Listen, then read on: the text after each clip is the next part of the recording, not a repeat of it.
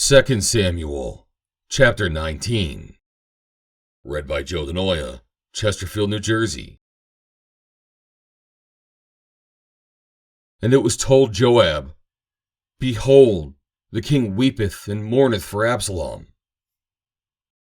And the victory that day was turned into mourning unto all the people. For the people heard say that day how the king was grieved for his son. And the people gat them by stealth that day into the city, as people being ashamed steal away when they flee in battle. But the king covered his face, and the king cried with a loud voice, O my son Absalom! O Absalom, my son, my son! And Joab came into the house to the king, and said, Thou hast shamed this day the faces of all thy servants, which this day have saved thy life, and the lives of thy sons and of thy daughters, and the lives of thy wives, and the lives of thy concubines, in that thou lovest thine enemies, and hatest thy friends. For thou hast declared this day that thou regardest neither princes nor servants. For this day I perceive that if Absalom had lived, and all we had died this day, that it had pleased thee well. Now therefore arise, go forth and speak comfortably unto thy servants. For I swear by the Lord, if thou go not forth, there will not tarry one with thee this night, and that will be worse unto thee than all the evil that befell thee from thy youth until now. Then the king arose and sat in the gate. And they told unto all the people, saying, Behold, the king doth sit in the gate. And all the people came before the king, for Israel had fled every man to his tent. And all the people were at strife throughout all the tribes of Israel, saying, The king saved us out of the hand of our enemies, and he delivered us out of the hand of the Philistines. And now he is fled out of the land for Absalom. And Absalom, whom we anointed over us, is dead in battle. Now therefore, why speak ye not a word of bringing the king back? And King David sent to Zadok and to Abiathar the priests, saying, Speak unto the elders of Judah, saying, Why are ye the last to bring the king back to his house, seeing the speech of all Israel is come to the king, even to his house? Ye are my brethren, ye are my bones and my flesh. Wherefore then are ye the last to bring back the king? And say ye to Amasa, Art thou not of my bone and of my flesh? God do so to me, and more also, if thou be not captain of the host before me continually in the room of Joab. And he bowed the heart of all the men of Judah, even as the heart of one man, so that they sent word unto the king, Returneth thou, and all thy servants.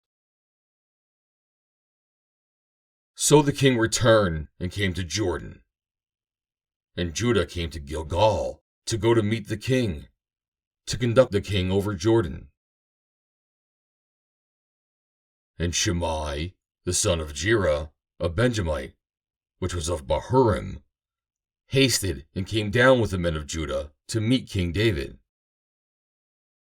And there were 1,000 men of Benjamin with him, and Ziba, the servant of the house of Saul, and his 15 sons, and his 20 servants with him. And they went over Jordan before the king. And there went over a ferry boat to carry over the king's household, and to do what he thought good. And Shimei, the son of Gera, fell down before the king, as he was come over Jordan, and said unto the king, Let not my lord impute iniquity unto me. Neither do thou remember that which thy servant did perversely the day that my lord the king went out of Jerusalem, that the king should take it to his heart. For thy servant doth know that I have sinned. Therefore, behold, I am come the first this day of all the house of Joseph to go down to meet my lord the king. But Abishai, the son of Zeruiah, answered and said, Shall not Shimei be put to death for this, because he cursed the Lord's anointed? And David said, What have I to do with you, ye sons of Zeruiah, that ye should this day be adversaries unto me? Shall there any man be put to death this day in Israel? For do not I know that I am this day king over Israel? Therefore the king said unto Shimei, Thou shalt not die. And the king sware unto him. And Mephibosheth, the son of Saul, came down to meet the king, and had neither dressed his feet, nor trimmed his beard, nor washed his clothes, from the day the king departed, until the day he came again in peace. And it came to pass, when he was come to Jerusalem to meet the king, that the king said unto him, Wherefore wentest not thou with me, Mephibosheth?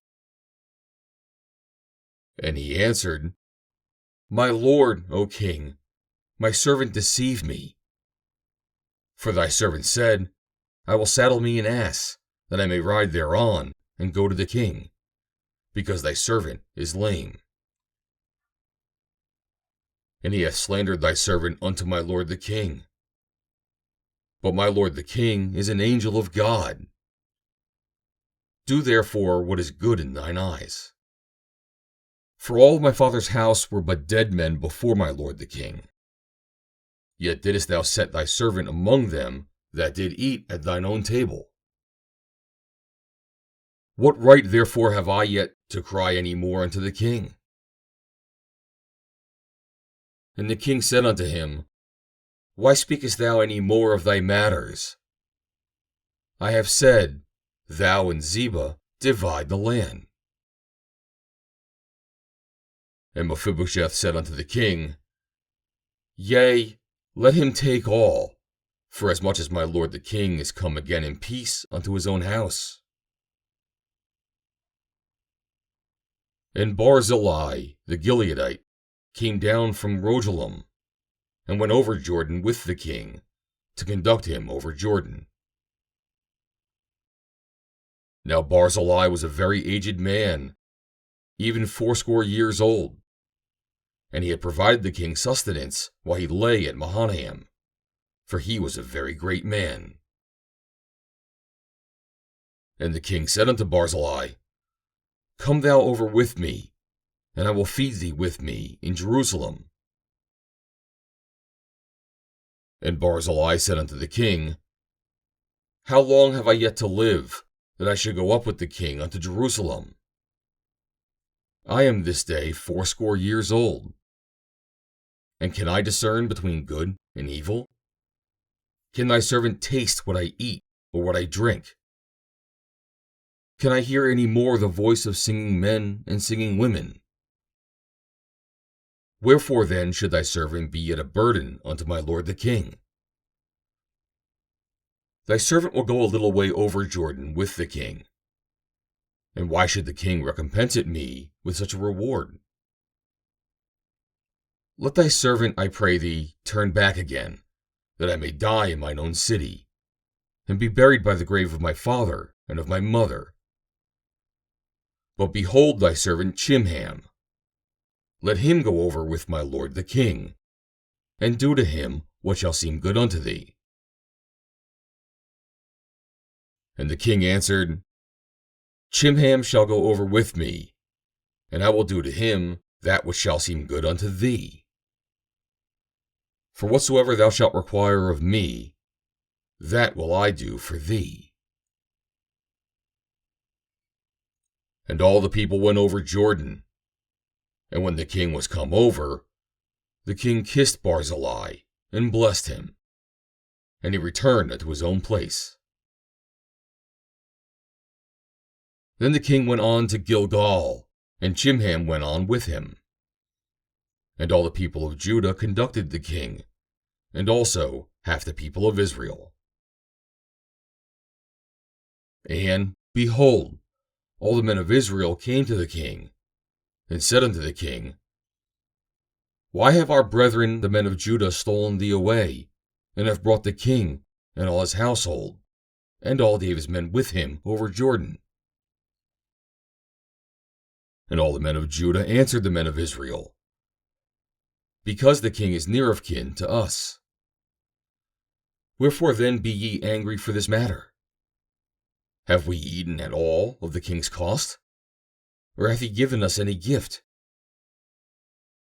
And all the men of Israel answered the men of Judah, and said, We have 10 parts in the king, and we have also more right in David than thee. Why then did ye despise us, that our advice should not be first had in bringing back our king? And the words of the men of Judah were fiercer than the words of the men of Israel. End of chapter 19.